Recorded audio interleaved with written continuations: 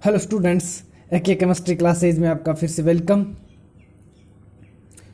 और इस वीडियो में हम पढ़ेंगे अल्फा हाइड्रोजन से रिलेटेड कार्बोनिल कंपाउंड की रिएक्शन, और उसमें है नंबर 1 है एल्डोल कंडेंसेशन। तो एल्डोल कंडेंसेशन है, इसमें क्या होता है कि अल्फा हाइड्रोजन जिनमें प्रेजेंट होता है वो एल्डिहाइड और कीटोन्स है, वो डाइल्यूट NaOH KOH के साथ रिएक्शन करके एल्डोल और कीटोल बनाते हैं, एल्डोल और कीटोन फॉर्म करते हैं। इसमें क्या होता है, जो एल्डोल कंडेंसेशन होता है उसके दो टाइप्स होते हैं, टू टाइप्स होता है। एक तो सिंपल एल्डोल कंडेंसेशन है, एक क्रॉस एल्डोल कंडेंसेशन है। तो हम सबसे पहले बात करेंगे सिंपल एल्डोल कंडेंसेशन की। इसमें क्या होता है कि सिंपल में क्या होते हैं, जो भी एल्डिहाइड और कीटोन्स प्रेजेंट होते हैं वो क्या होते हैं, सेम होते हैं। तब इस प्रकार का जो कंडेंसेशन होता है, एल्डोल कंडेंसेशन होता है, उसे हम बोलते हैं सिंपल एल्डोल कंडेंसेशन। अब इसकी रिएक्शन देखते हैं, इसकी मैकेनिज्म देखते हैं। तो रिएक्शन देखते हैं कि एग्जांपल लेते हैं, जैसे मान लीजिए कोई भी एल्डिहाइड है हमारे पास, ठीक है, या फिर कीटोन है, सेम ले लिया। एसिटाल्डिहाइड है, इसके पास दूसरा एसिटाल्डिहाइड मॉलिक्यूल्स ले लिया अपन ने, डाइल्यूट NaOH की प्रेजेंस में। तो यहां से क्या होगा, ये बॉन्ड ब्रेक होगा, इधर से ये बॉन्ड ब्रेक होगा। तो यहां क्या, जैसे ये बॉन्ड ब्रेक होगा, इस कार्बन की वैलेंसी कम हो जाएगी, एक वैलेंसी कम हो जाएगी। इधर से ये हाइड्रोजन एटम यहां से रिलीज होने से इस कार्बन की एक वैलेंसी कम हो जाएगी।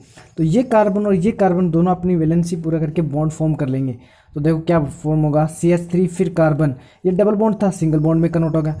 इस ऑक्सीजन एटम की वैलेंसी कम हो गई, तो यहाँ से क्या एक्सेप्ट कर लेगा, ग्रहण एक्सेप्ट कर लेगा हाइड्रोजन एटम।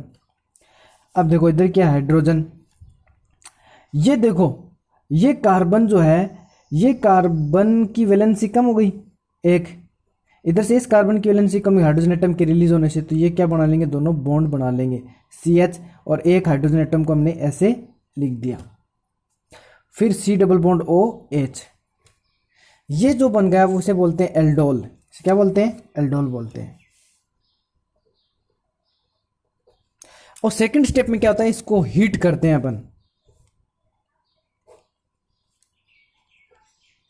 हीट करते हैं, इसे गर्म करते हैं। तो यहां से क्या होता है कि वाटर मॉलिक्यूल रिलीज हो जाता है, -H2O। तो यहाँ क्या फॉर्म हो गया, CH3 फिर हाइड्रोजन एटम, यहाँ डबल बॉन्ड। क्यों, क्योंकि हाइड्रोजन इसको बॉन्ड यहाँ शिफ्ट करेगा, यहाँ शिफ्ट करेगा, इस कार्बन की वैलेंसी ज़्यादा, यहाँ से OH क्या करेगा, रिलीज हो जाएगा। तो H पे पॉजिटिव, OH पे नेगेटिव, ये वाटर मॉलिक्यूल के रूप में क्या हो जाएगा, रिलीज। और यहाँ क्या फॉर्म हो जाएगा, CH3 फिर carbon H double bond CH, C double bond OH।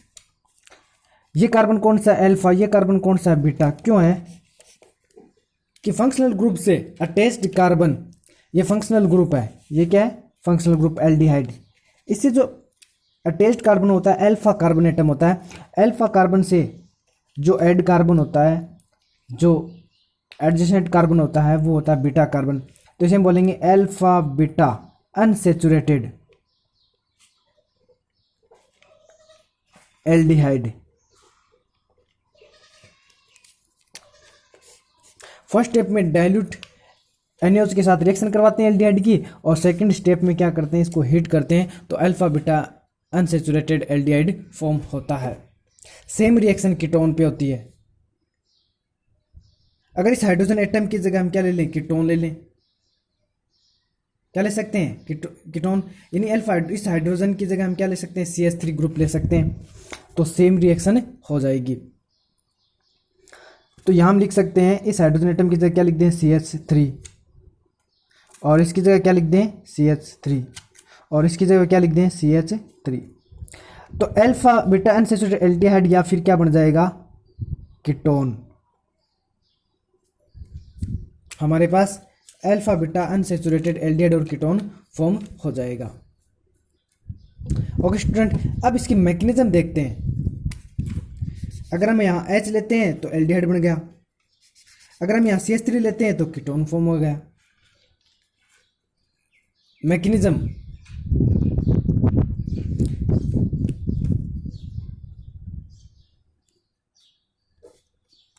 इसकी मैकेनिज्म देखते हैं, वो कुछ एक स्टेप में कंप्लीट होती है। इसका जो फर्स्ट KOH है वो K+OH नेगेटिव के रूप में ब्रेक हो जाता है, न्यूक्लियोफाइल बनाता है। में क्या होता है, जो KOH या NaOH लिया अपन ने, या NaOH लिया है तो NaOH या KOH लिया तो KOH, ठीक है।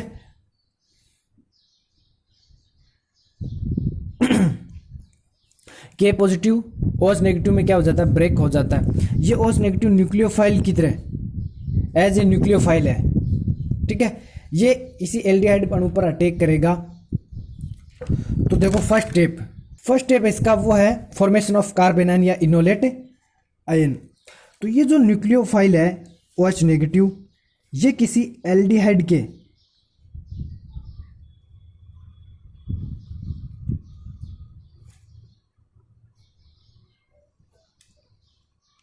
फर्स्ट स्टेप होता है वो स्लो स्टेप होता है।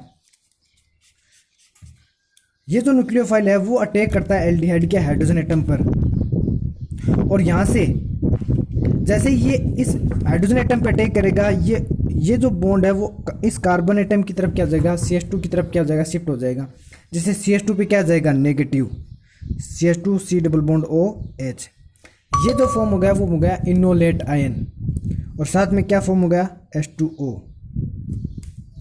कार्बेनाइन या फिर क्या हो गया, इनोलेट आयन फॉर्म हो गया। इनोलेट आयन है वो रेजोनेंस के थ्रू क्या स्टेबल भी हो जाता है। इसको देख सकते हैं, CH2 C double bond OH through resonance. कैसे, ये नेगेटिव बॉन्ड यहाँ शिफ्ट कर दे तो बॉन्ड ऑक्सीजन की तरफ शिफ्ट हो जाएगा। तो CH2 फिर कार्बन ऑक्सीजन पे क्या आएगा, नेगेटिव डबल बॉन्ड H। तो इनोलेट आयन है, ये क्या है, इनोलेट आयन है, वो रेजोनेंस के थ्रू क्या हो गया, स्टेबल हो गया। क्यों हो गया स्टेबल, क्योंकि यहाँ जो नेगेटिव चार्ज था वो कार्बन एटम पे था, तो इतना स्टेबल नहीं होता, क्योंकि कार्बन की जो इलेक्ट्रॉन नेगेटिविटी बहुत क्या होती है, लेस होती है, इसलिए नेगेटिव चार्ज वहाँ क्या कंफर्टेबल नहीं है। तो इस नेगेटिव को वो कहाँ शिफ्ट कर देता है, ऑक्सीजन पे रेजोनेंस के थ्रू, तो ये क्या हो जाता है, स्टेबल हो जाता है। सेकेंड स्टेप में क्या होता है कि ये जो कार्बेनाइन है वो एक सेकंड मॉलिक्यूल पर अटैक करता है, कार्बोनिल कंपाउंड एल्डिहाइड के सेकंड मॉलिक्यूल पर अटैक करता है। कैसे, देखो,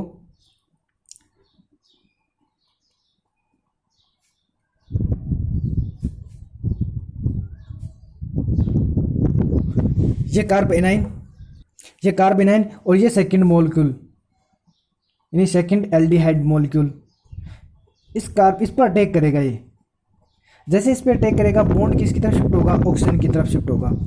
तो यहाँ का क्या फॉर्म हो जाएगा, CH3 फिर कार्बन, ये ऑक्सीजन इस पर क्या आएगा, नेगेटिव चार्ज, यहाँ इस पर क्या है, हाइड्रोजन एटम।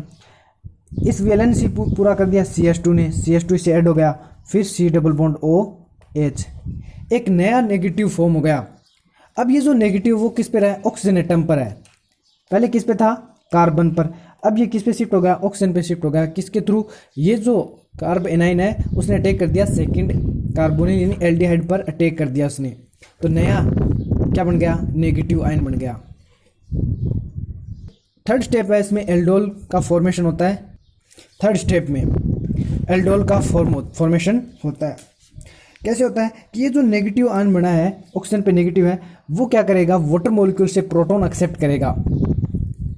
इसको यहाँ लिखते हैं, CH3 ऑक्सीजन पे नेगेटिव यानी रेनाइन negative ion, CH2 C double bond OH HOH positive negative. ये वाटर मॉलिक्यूल से प्रोटॉन एक्सेप्ट करता है नेगेटिव आयन, और एल्डोल फॉर्म हो जाता है। कैसे, CH3 फिर कार्बन ऑक्सीजन, ये ऑक्सीजन ने क्या प्रोटॉन एक्सेप्ट किया, फिर यहाँ क्या हाइड्रोजन, फिर यहाँ क्या CH2 था, इसको H को ऐसे लिख दिया, C डबल बॉन्ड OH। ये क्या फॉर्म हो गया, ये फॉर्म हो गया एल्डोल।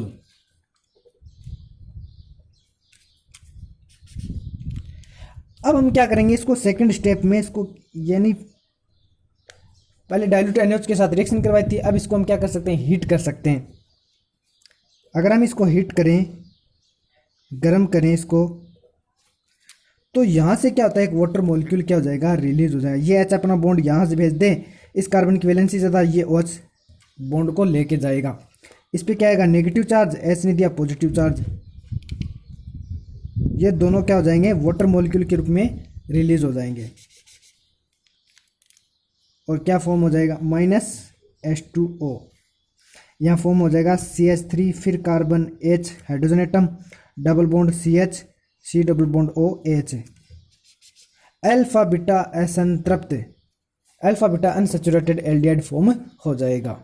ये मैकेनिज्म थी एल्डोल कंडेंसेशन की।